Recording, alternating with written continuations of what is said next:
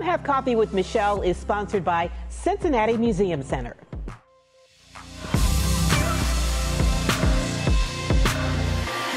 Welcome to the first Come Have Coffee of 2025. We are kicking off with one of my favorite guests to talk about all the great things that are happening in Cincinnati in the new year, and there is a lot happening, of course, at the Cincinnati Museum Center.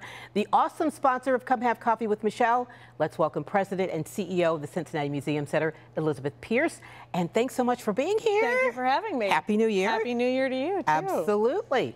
So let's talk about what's happening at the Museum Center. A lot. I've heard so much, but one of the first events has to do with Valentine's Day, right? I cannot contain my excitement for the Julia Child exhibition that opens in February 1st.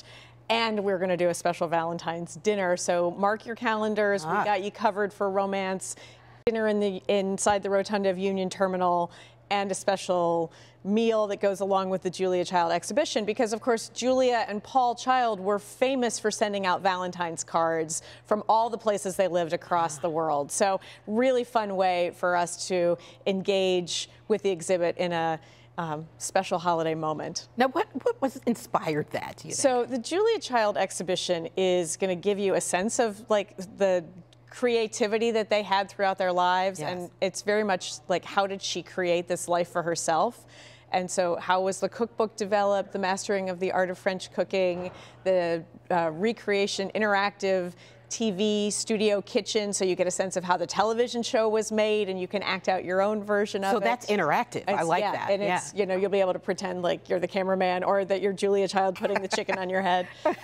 So many fun things, and really gets into the depth of their relationship and why they just were a great pair for each other, kind of lifting up each other's creativity throughout their lives. And perfect for the first holiday of the new year to do something special like that. Yes. Let's talk about Barbie, because there's already a lot of buzz about Barbie. So talk about that a little bit. So, well, this is kind of an interesting power moment, because Julia goes through early May and Barbie opens early April. So there will be a moment where Julia and Barbie will be in dialogue with each other. But the Barbie exhibition is an artifact-based kind of come look at the 60 years history of Barbie as a creation, and then as this institution that everybody has these different connections and memories with. Right. So from an original Barbie 1959 doll to Barbie Dream House, to some other kind of Instagrammable moments with Barbie lore, but like incredible collection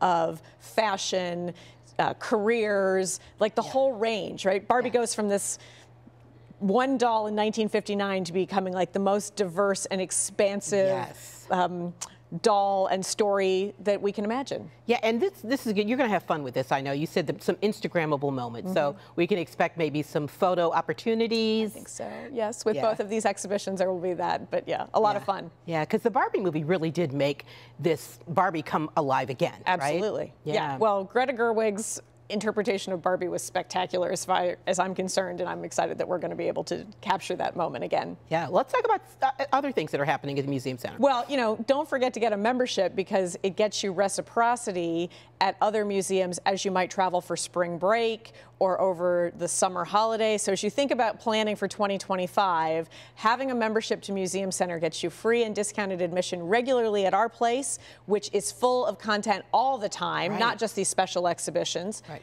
And then it enables you, if you're going to travel, to do some fun places around the country. I love it. I love it. And we've got a lot coming up with Come Have Coffee as well.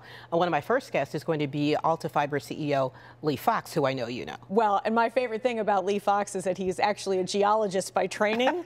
So we love to talk about rocks and fossils and dinosaurs. And I think it just speaks to the fact that there is like this inner curiosity in all of us that needs to be cultivated throughout our lives. So Lee is definitely one of those guys. Who else is on your list? Oh, gosh. I have the CEO of Tri Health. Mark Clement is going to be Fabulous. a guest, and so many others. I'm kind of trying to keep things a secret until we actually get going. But also, the next one we have coming up, and I want to thank you for being here because we're going to talk about that right now. And cheers to you. Cheers to you. Cheers, cheers, cheers. Coming up next time on Come Have Coffee, we are starting with another blockbuster interview with somebody who is already a name, has a legacy in Cincinnati, and then she's creating a legacy of her own. Famous WCPO anchor Al Shadowcotty's granddaughter, that's right, she's blazing her own trail and making waves in the community. You're going to meet Annie Laurie Shadowcotty next time on Come Have Coffee with Michelle.